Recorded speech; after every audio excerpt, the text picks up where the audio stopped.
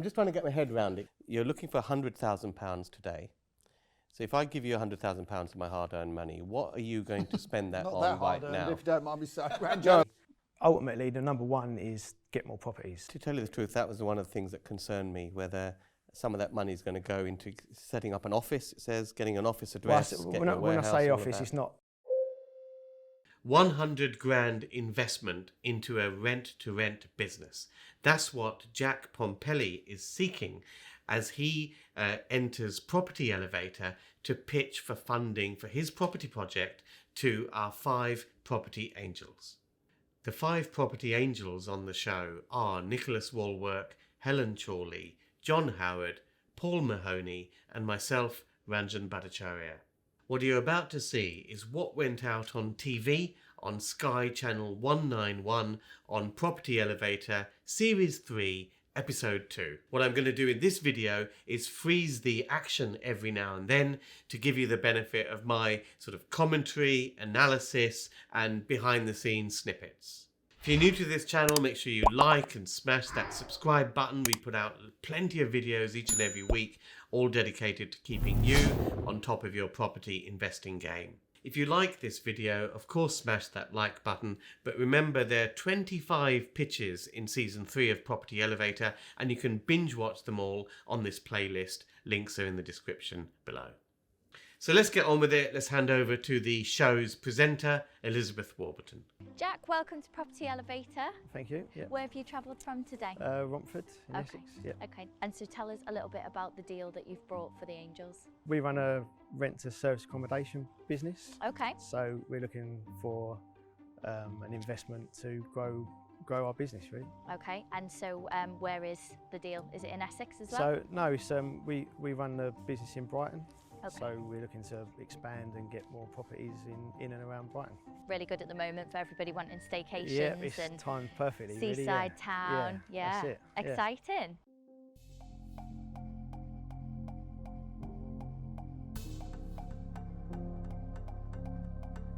Well, we've got Jack coming in now, and Jack's doing a rent-to-rent, from what I can understand, and looking for some money for his company.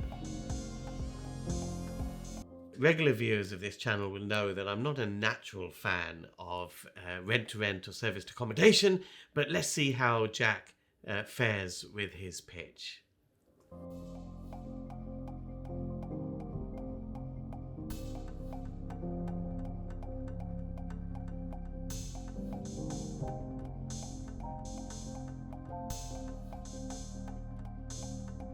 Hi, Jack. Thank Hi. you very much for coming in today to see us. Can you tell us a little bit about yourself and about what you've brought us today, deal-wise, please? Today we're asking for a £100,000 investment to basically be used as working capital to help fast-track the growth of our business. We formed a business in July last year, comprised of 3 directors, myself and 2 others. We're full-time employed in the construction industry. After researching the different strategies, we narrowed down that service accommodation was what we wanted to look at. So once we narrowed that down, we went into researching the different areas across the country, looking at demand and using some analytical tools that we looked at, and decided on Brighton as kind of an area we really wanted to focus on. We went into kind of actually looking at trying to obtain some rent to service accommodation deals. It took us a few months, so say the end of April, we got our first deal. It was a 2-bed apartment right in the centre of Brighton. I've got a question. So you're all full-time employed. So who's going to manage this business? So early on in the business, that was kind of a question we had. So we employed pretty much straight away a property manager. Okay. So she's full-time with us. So she's on the ground and she can be reactive to the different problems that occur. Okay, let's just take a quick break to explain what's going on here. This is quite different from the regular pitches that we get on the show because there's no asset, if you like, that underpins the investment that they're seeking funding for. This is actually investing into a trading business which doesn't actually own any underlying assets. So that's quite different. So we've done a little bit on the concept of rent to rent on this channel. I'll put a couple of links on some videos that I've done explaining rent to rent and some of the pitfalls that people encounter when undertaking that strategy. We've also done some stuff on serviced accommodation. I'll put a link to this video here and you might want to check that out, but check that out afterwards as background sort of watching if you like, but see what happens with Jack's proposal first. On a day-to-day basis with the guests and stuff like that. So yeah, that's okay. So you have a dedicated member of staff for this. Yeah. Okay. And you're all in construction at the moment, so clearly you know about property, you know the ups and downs. Yeah. But why not take on a development project? Why go for service accommodation? We wanted something to build to that point. Okay. I think we wanted to set up a business and then start cash flowing money to build our pot to eventually 2, 3, 5 years down the line go into development. That's the long-term goal. So that was like the long-term goal. Yeah. Okay. Yeah. You've got one rent-to-rent at the moment. No, we've got 5. 5 rent-to-rents at the moment, 1 full-time manager. You're looking for £100,000 today.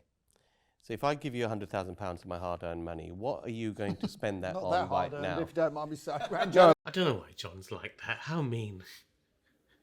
I mean, I'm just trying to get my head around it because a lot of the time people are pitching for projects where there is actually an asset there. I appreciate it. So what I'm trying to, and there's freehold property and all the rest of it. So my hard-earned cash, I'll give it to you guys. Debatable. Where does it go? I've done some figures in the back of what we look at, how much it costs us to onboard a property. Ultimately, the number one is get more properties. That's what we'll be doing. Putting the right people in place to do that. For the next 12 months, we'll be looking at a minimum of 20 properties.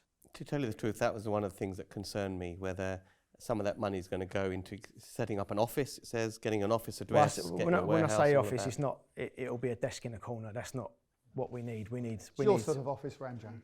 Yeah, we need a warehouse sort of and it's not an office in the Shard like yours, Ranjan. No, it's like yeah. Four-story penthouses. Sensible. We'll get back to the video in just a moment. What is the most exciting opportunity in property right now? And that is repurposing defunct commercial buildings to residential use. Now, most people don't really know where to start, what to look for and how to exploit these opportunities. And that's why I've prepared 90 minutes of free training for you to get you started on this wonderful journey. You can register for this free training at property-workshop.com. Join me on that free training and I'll leave you to enjoy the rest of the video. Might be your lucky day. I've got 24, 28 flats in Brighton. And I'm a bit of a dinosaur landlord. So I've just rented them out short old. And I appreciate I've got to sweat my assets more going forward. So just to give me an idea of the sort of money you can pay a landlord. If I gave you a newly refurbished 3-bedroom flat, in central Brighton, not the best part of central Brighton, but central Brighton, what sort of return would I get a month from you? We're paying between £1,800 a month to £2,000 a month for that kind of property. Nothing I've got's prime set into my life, sadly, but but it's not too bad. Okay, so that gives me an idea. What do you get now, John?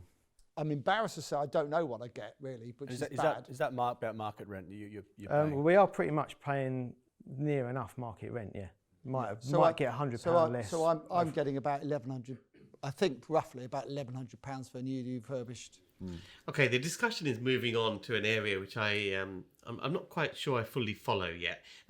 Fundamentally, this is not an asset-backed business.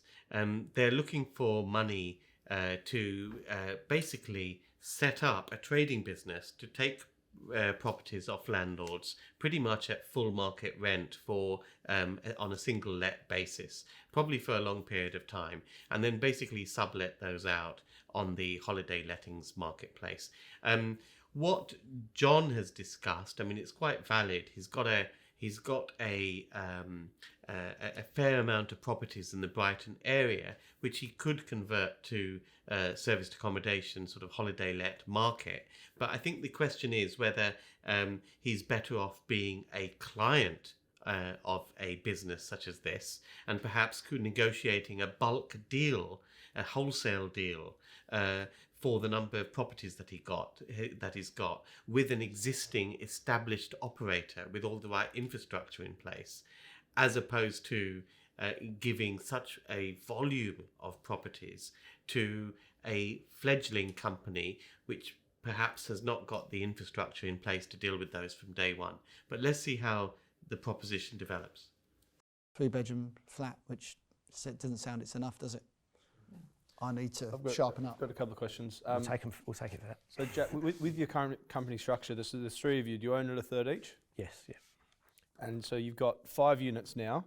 What sort of profit are you making on those 5 units? We had our first full month last month, and we achieved just over £900 after all our expenses. I'm interested to know why you didn't just go. I mean, you're obviously, bright, sharp guy, and I'm sure your partners are similar to you. Everyone mixes with the same type of people. That's why I'm friends with all these angels here. However, I'm not quite understand why you just don't go straight into development. Although it's, it can be lucrative. I'm not saying it can't be. Yeah. Naturally, you're a contractor. Construction is your thing, and people like me, we're looking for people like you to joint venture with going forward. So I'm a little bit surprised that you've gone into this, and there's 3 of you, which means that everything is diluted, really. And if you're looking for another investor, that's potentially 4 people. Yeah. It's a lot coming out of the pot, isn't it? So I'm just a bit concerned because there's a lot of upfront costs. You've got to set up these properties, furniture, and some redeck and all of that. It works out about. What about mortgage approval of the person that actually owns the property? Okay, that's a good point, but we'll come on to that in a mo. But I very much echo what John is trying to say here. These folks, they've come together from the construction industry. They're bright lads. They should be able to basically find an asset that they're going to develop, because that is really where the profit potential is. Now, you can actually see this because one of the things Jack said in his introduction was the reason he was doing this rent-to-rent type of business was to build up his cash pot. But what about if he just found a property that was suitable for redevelopment, where he could actually build his cash pot out of one deal? Now, if you missed the last one of the previous elevator episodes, and I'll put a link to this one. This is Shren Meng, where she just did that. She found a deal which had the profit potential baked into the deal itself, because it allowed for, it was a commercial property which you could convert to residential use, and because of the uplift that you'd get from doing the conversion, there was a big profit, £1.1 million worth of profit baked into that deal. And there is your pot simply from doing one deal. So the point that John's making is very, very valid. Yeah, you have to, or the freeholder has to agree to that. Yeah, that is a thing. So that's a freeholder, but then that's another point in obviously leasehold apartments. Yeah. But the mortgage holder, what are the mortgage holders' attitudes to this? Because this isn't a standard AST. It's a commercial lease agreement. Okay, the issue here is when you're doing serviced accommodation and you are renting out an apartment in a block, there are 2 entities that have to give their consent. Firstly, the freeholder of that building. Now, freeholders do get a little bit upset. So let's say you have a flat in a block of apartments where there are 9 flats in the block, and you're on the 2nd floor and you decide to do holiday let serviced accommodation. Now, what you're going to have is a lot of wear and tear on the communal areas of that building, because every weekend you're going to have someone romping up the stairs with a wheelie suitcase, making little scratches and marks on the communal hallways and landings in the building. And obviously that will put an extra sort of maintenance load and cost on the freeholder in servicing those communal parts. Now, that is why some freeholders get a little bit of upset, and they have the right, in some cases, to actually not offer consent for that kind of letting. Whether or not you can do that kind of letting is governed by your lease, because all flats are leasehold, and you will have a long lease, and it will say whether letting short lets are acceptable. Sometimes it does say that only AST and long lets are acceptable. That's an area that you need to check. What I'm banging on about here as well is the mortgage company. Now, if the property is subject to a mortgage, particularly something like a buy-to-let mortgage, then the mortgage company or the mortgage terms and conditions may prohibit you from actually letting it out on anything other than an assured short-hold tenancy agreement. And that's something to check. What Jack is talking about is the agreement that his company has with the landlord. Now, that is a commercial lease, but if you think about it, really, it is the landlord, it is the property owner. It's their lookout as to whether they're breaching their mortgage terms or breaching their freeholder conditions. But you have to take an interest in that, because if I'm taking your property on and I'm doing serviced accommodation out of it, and I've kind of spent some money refurbing it or redecorating it or putting some furniture in it so that it's more suitable for the holiday let market, and you then haven't got freeholder consent and lender approval, and they come back and object, then I've put in money into that deal, and it all starts to unwind. So that's why, as an operator of serviced accommodation, you have to take an interest in whether the person giving you the property has complied with freeholder rules and also the lender rules. We sign with, either use our own one or if it's through an agent, that we use their company let agreement. So what due diligence are you doing to check that the landlord you've signed that contract with has got permission from his mortgage company? That's my question. Okay, so the 5 we've got at the minute, they own them outright. So okay, well, they're like John then. It's not been. I wish I do own the freehold to that block. Yeah. So the properties they've got on their management at the moment, basically the person that's given them to them don't have a mortgage on them, so that's easy. The issue is, in order to scale this sort of business, you're going to be dealing with landlords who do have mortgages, and you'll be dealing with landlords who have flats in blocks where the freehold is owned by someone else. That's going to be the issue in scaling this business. That wouldn't be a problem for me. You've got to ask yourself though, but you say no to everything, so. Well, in this case, you it might would say be no yes. to yourself. Oh, will it? Okay. Yeah. And what is there an opportunity of investing into your company? Yeah, a loan's really, none of us want to sort of lend money to you. When are we going to get it back? It's very unsecured. I think if you were coming in here, and you might well say yes to the question, but if you say, well, there are shares available within that company, if the investor puts in the money, then I know there's one person at least one person, one angel at least, I think would be very interested in that probably.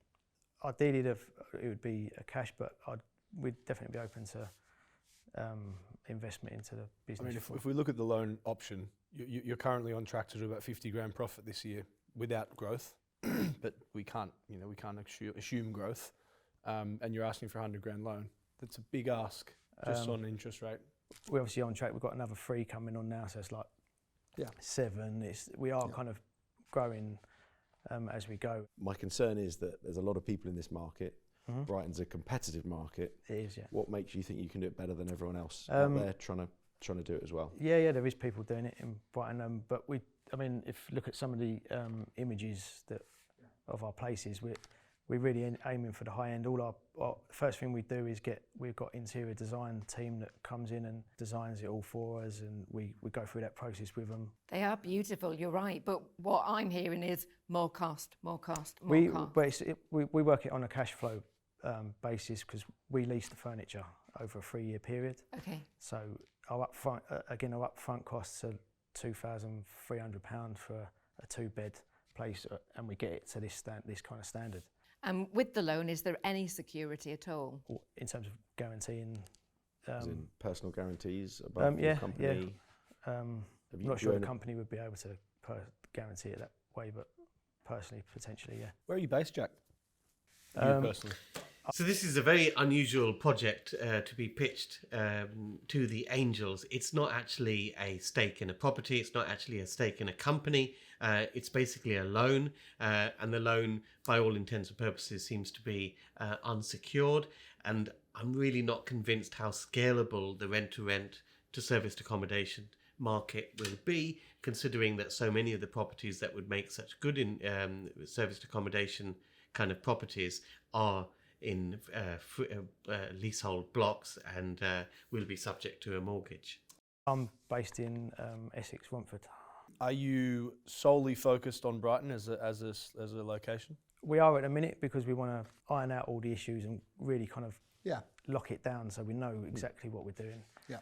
And then take that. Well, we are looking into different areas. We've kind of highlighted Bristol as an area that we quite fancy maybe next. My thinking is we've already got 20 short-term lets in Birmingham, and we've got 50 coming online in the next couple of weeks in Manchester. Okay. So I could potentially plug you into them. Yeah, that'd be great. Which is kind of the only thing that interests me about this proposition.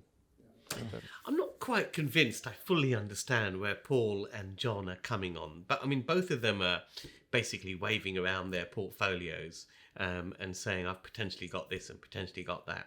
But my feeling is that you probably, why would you actually give a bulk of properties in an area where you're dealing with a new startup who doesn't have any infrastructure in that area at all? What I'd be seeking to do is to actually say, well, okay, we've got X number of properties in this geographical location. Let's secure a wholesale agreement with an established operator that specialises in that area, that already has the infrastructure up and running.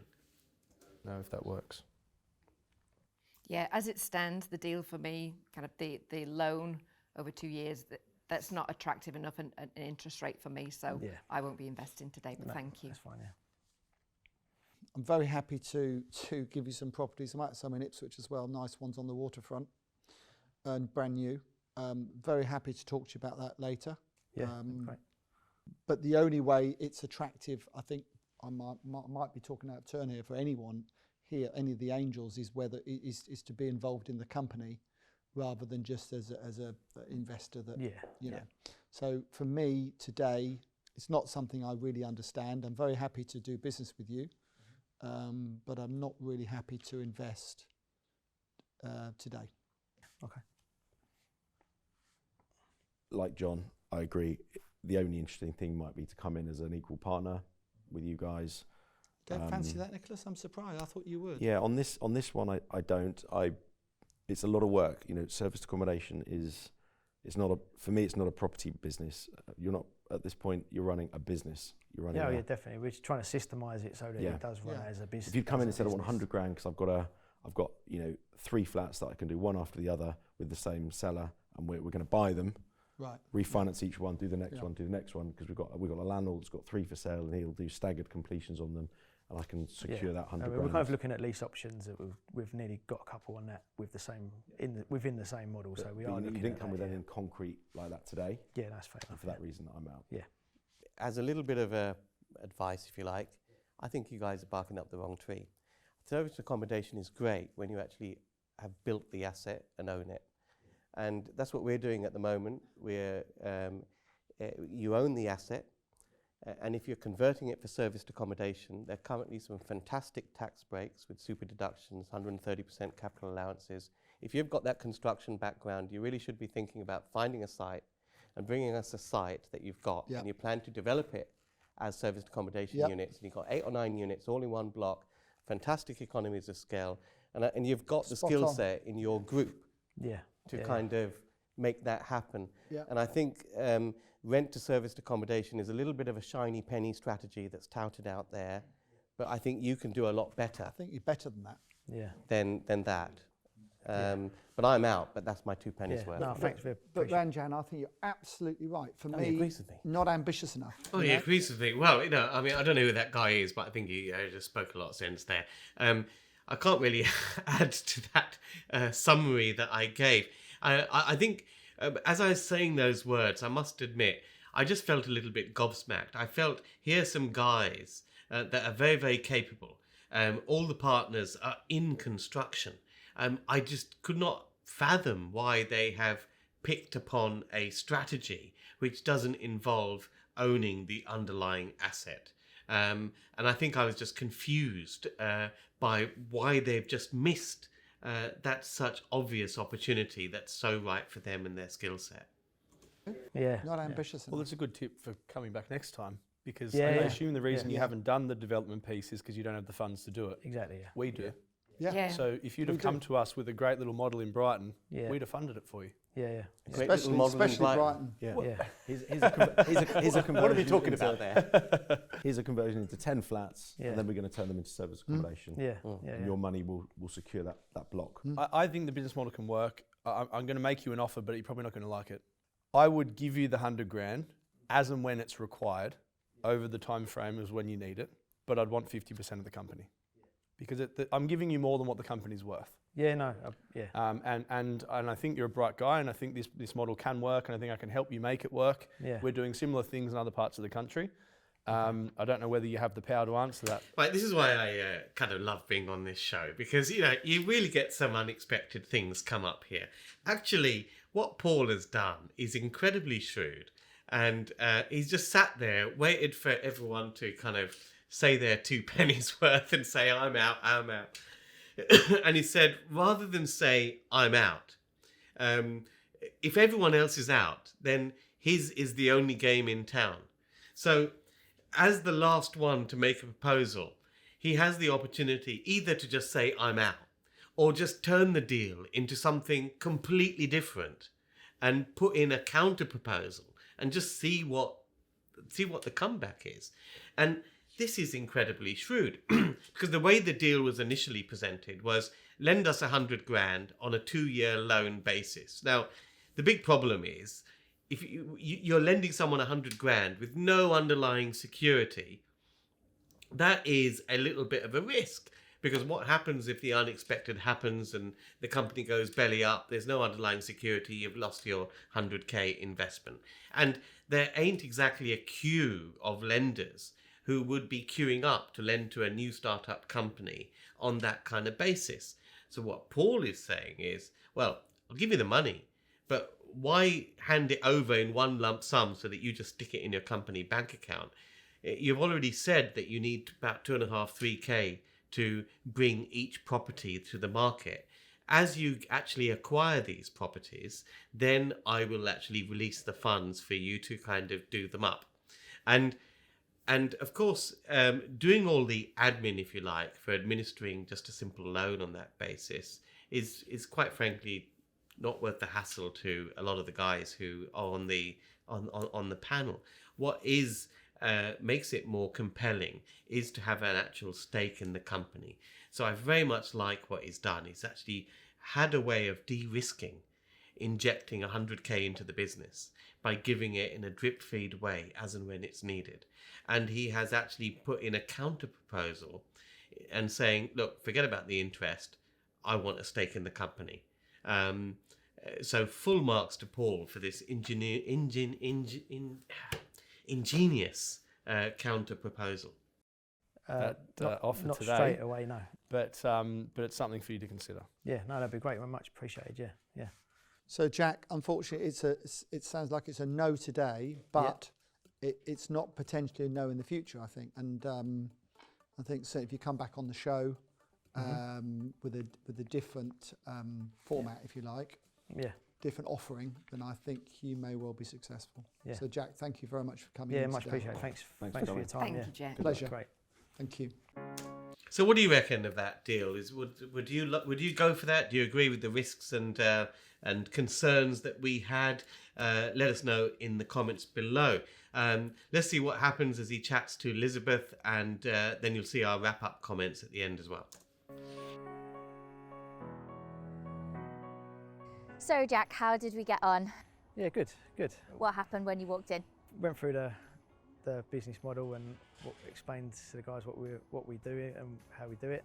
There was some good feedback. I think some positive stuff. Some of the guys were saying that they've got blocks that they potentially look to for us to manage for them. Okay. Oh, that's good. To take some units on there, so that was positive. Okay. And one of the guys said about you know, taking our investment, but for 50% of the company. Right. Which obviously not quite what we were after, but it was good. It was a good experience. They said potentially we should be looking more at developments. Right. Okay, so you got some really some good feedback, good constructive feedback there. Yeah. So we didn't get a deal then, I'm presuming. No. Okay. So what are the next steps for you? Continue with growing our business. Yep. We're still on track to do some good things, I think, Yep. over the coming months, and then maybe focus more, like what the guys are saying, try and focus more on the development on side. developments. So come back next year maybe and pitch a development. So. Definitely. Yeah, please do. Yeah. Thank you for coming today. No, it's been great having you, and good luck with the business. Hope it goes really well. Yeah, thanks a lot. Yeah. Thanks. Cheers. Now, if I may say... That is so frustrating. It is frustrating, but if I may say to Paul, I think you really undersold your offer was actually great. Fantastic. Because instead of leading with, what you said... It's clever. You should have... I think he you should have... He can't take... He's not going to... Yeah. Business partners aren't But here. you could have transformed his business because you've got so much stock to offer him. And he mentioned how long it takes to I acquire think that could work. Properties. It takes Exactly. ages If to I'm acquire just each giving him, because he says he needs 100 grand, but actually you can give him 100 properties. He needs 2.5 grand per unit, and I just give him that as he needs it. He needs 10 grand a month. Yeah. Yeah. Something like that. That's all he needs. Bit 10 of grand a working month. capital, yeah. And if you were involved, Paul, I'd be happy to give you some at the waterfront in Ipswich. I'd be delighted to help. I would. And also, I'm also thinking now of our deal that we're doing together in Birmingham, and thinking, you know what? Exactly right. That'd They work are a perfect. fantastic location for that, aren't they? Yep. You know what? I think 50's too high for anyone. Do people want to holiday in Birmingham? I don't know. Let me know in the comments below. Especially when you've got 3 partners. If The problem is if you'd gone in at 25 and said there's 4 of us, or 30 because you want a bit of I originally majority. wrote down 25, but actually I'm giving him, it's So more much. than double what You're the business bringing is more worth. to the table than that. I mean, he's going to I know, take. They're going to take is, forever but doing what they're they're not doing. going to do it. So Yeah. Paul can you've fast got track to it. decide if you want Paul it or can not. fast track it. High streets across the land are changing forever.